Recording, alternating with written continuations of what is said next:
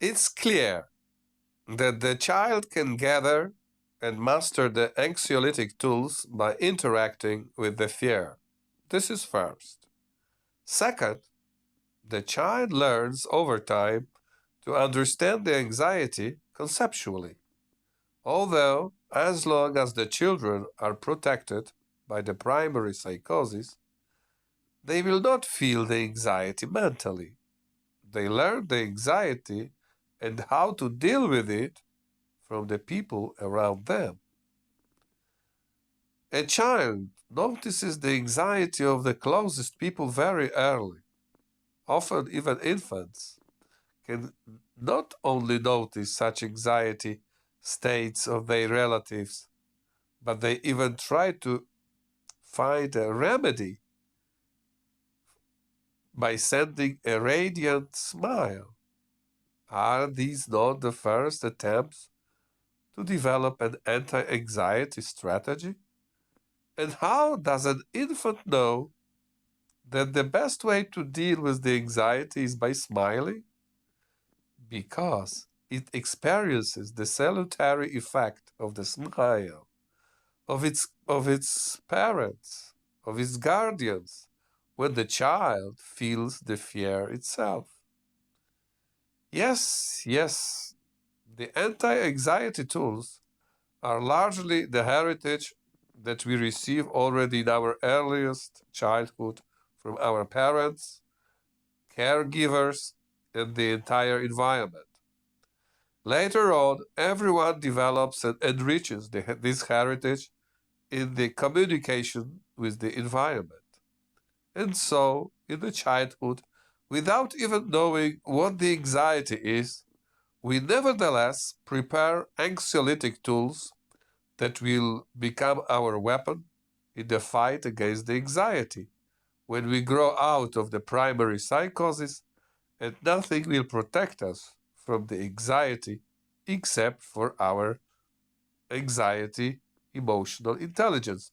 Of course, in the case of 10 to 25% of people. Third, at the end of the childhood and just before the adolescence, the psychotic rigid structure of a child's psyche begins to crumble in the face of increasing anxiety, emotional intelligence, and logical intelligence.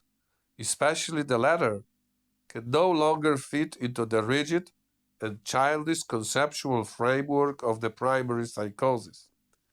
It's a period of interest in what is unknown, strange, and distant.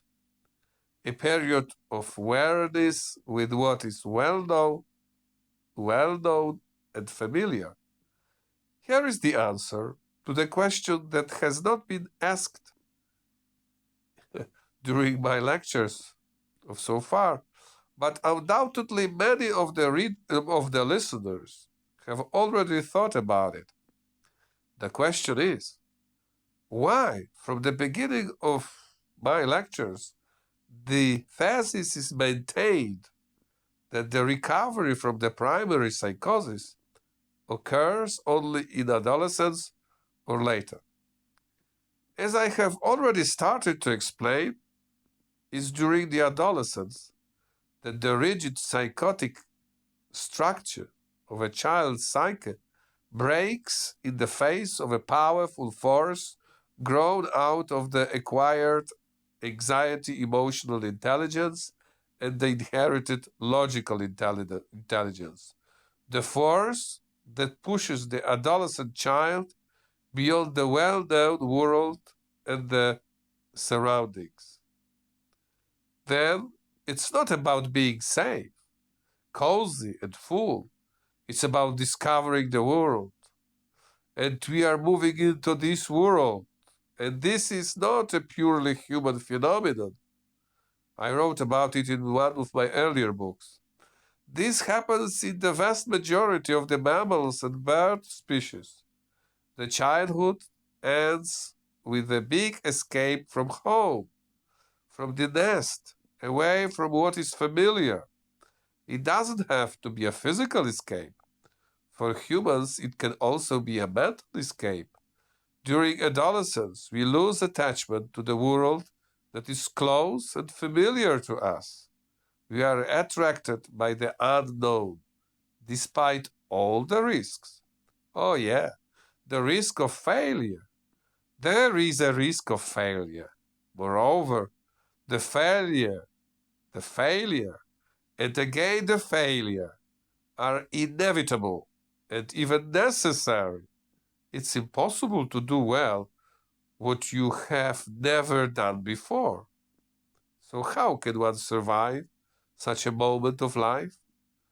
This is neither rhetorical nor hypothetical question. For at least, what am I saying? For as much as 75 to 90% of humanity will not be able to throw off the child's primary psychosis and will not make a step into the mental maturity, into the life beyond the childhood primary psychosis. Why? Because it's too hard, because it's beyond the capacity of these young people, because they are not ready to fail in the fight against their anxiety. And not only them, their parents either. In the first place, the parents are not ready to bear the thought of their children's adulthood, because the adulthood is an inevitable and constant defeat in the fight against your own anxiety and emotions.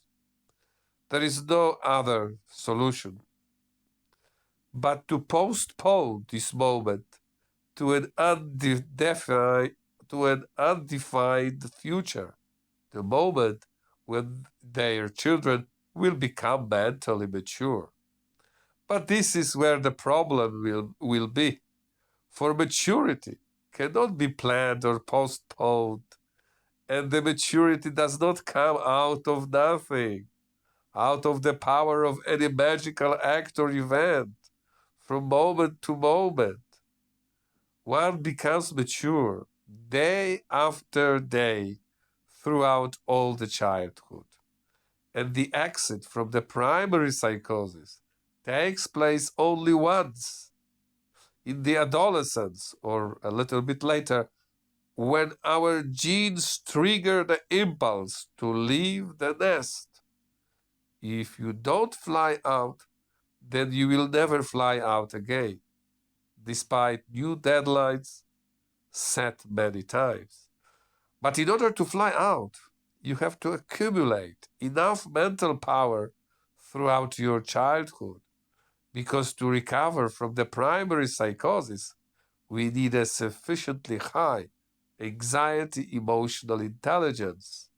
Logical intelligence is not important in this act of our life, but the anxiety emotional intelligence is developing nowadays with difficulty because, as I have already said, the systemic culture disseminated by the consumption industry and mass media promote the type 1 humanity style, psychotic humanity, a style with an absent self-criticism and inflated theatrical external self-esteem and the childish naivety. Their children are brought up in this culture of no self-critic and maximum self-satisfaction, the culture of the life without effort. How much maturity will they have when they one day should normally leave the nest? Very little. So they won't fly out because they won't even feel the need to do so. Another thing is that where they would go, even if they somehow managed to accumulate enough anxiety, emotional intelligence before the adolescence, their entire world and the worlds of their parents spin around their lifestyle type 1 humanity, where it's not all about any development, but only about the consumption. The concern of the parents is not whether their children will reach the psyche maturity, allowing them to live in a psychological independence, but whether they can ensure their children the continued consumption at a high level, since they lived comfortably and mentally well thanks to the style type 1 humanity, there is no reason why they should wish their children anything else. Even parents who belong to type 2 humanity, type with high anxiety, emotion, and intelligence, prefer for their children not to follow in their footsteps, rather to join the ranks of type 1 humanity. They prefer that they live in material and mental comfort. This is the way of life of the type 1 and not the type 2 humanity. Of course, no one has ever called it a lifestyle for this or that humanity, but almost everyone knows that, as they say, life you have to get in life you have to get on somehow. This common phrase almost summarizes the entire chapter of my lecture, because this is the wisdom of a man in the street who realizes that only two ways are possible in life: the path of a carefree life and the path of cares and hardships. And long before this book, the man in the street knew, long before this lecture, the man in the street knew this strange paradox of life, that the way to a carefree life does not lead through hardships and hard work, but you reach it, or actually, you have it always at your fingertips. You must only choose a carefree life. All life cares and worries lead to one and only one psychological effect. They cause an increased access to the anxiety and of the emotional stimuli to our consciousness. Millions of years ago, before the human consciousness even developed, the nature gave the man the first and all the time the most effective anxiolytic tool, the primary psychosis. Type 1 humanity, one could say, has a psychological life closer to the nature because it invariably uses the same anxiolytic mechanism as the primitive man, the mechanism of the primary psychosis. It's not surprising, then, that type 1 humanity is a happy human species. And from a psychiatric point of view, one should be glad that since the immemorial time, with its modern apogee, human civilization, the meeting place of two humanities, first and second, definitely favors and promotes the psychological type 1 humanity, because it makes this world more cheerful and more fun, just a more carefree place to live. Of course, the psychic style type 1 humanity, as I have written so many times, presents many qualities that the ethics would consider to be of low value: the lack of the self-critical apparatus, the amorality, the bloated to monstrous dimensions psychotic external self-esteem, the mental stiffness, the naivety, the childishness, the shallow emotionality, the low intellectual creativity, the schematicism, the task-oriented, decision-dependent suggestibility. In a word, in terms of categories recognized by ethics and sociology as valuable for the development of the human community, such a psyche is immature. So why am I saying that it's right the type 1 humanity style, which is more valued, promoted, and desired in human civilization than type 2? I have already briefly tried to answer this question several times in this lecture, and now I will try to summarize it. In fact, an attempt to answer this question is an attempt to confront the oldest subject of philosophers' research, and perhaps an object of something more, namely, the subject of the greatest mystery of human civilization, a mystery explored by the religions. By the religions. The question is, what are we living for? Type 1 humanity and type 2 humanity have diametrically opposed responses. In the case of the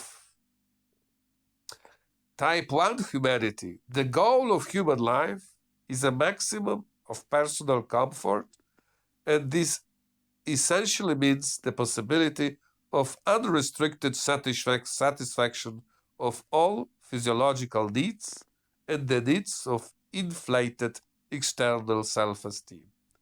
It's not difficult to see, then, that the type first humanity is almost literally close to the nature.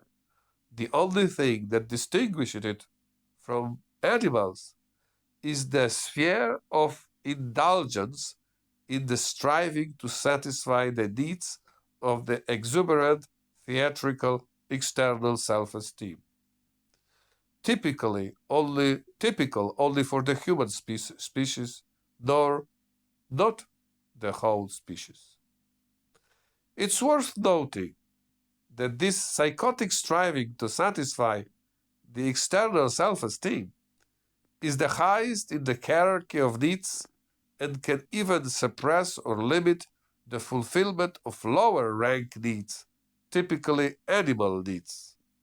A person with a psychotic external self-esteem can sacrifice a lot, and sometimes even everything, for the fulfillment of an insane vision of oneself. For this reason, such a person can become dangerous to the environment. Probably no one reading this description has any doubts as to which humanity the cruelest and craziest figures in the human history belong to. The characters who repeatedly led thousands and millions of people to the destruction in the name of their psychotic self-esteem, external self-esteem. The psychological difference between the type 1 humanity and type 2 humanity, deriving primarily from different anxiety, emotional intelligence, shaping processes, as well as genetic factors, as evidenced by a bigger concentration of people with the primary psychosis in some families than in others, is ultimately expressed in a completely different location of the central points of the consciousness. In the consciousness of type 1 humanity, the central point is the theatrical, external self-esteem. There would be nothing wrong with that, if not for the fact that this point is psychotic. At the beginning, and often for a long period of adult life, as the only psychotic nucleus in the whole psyche.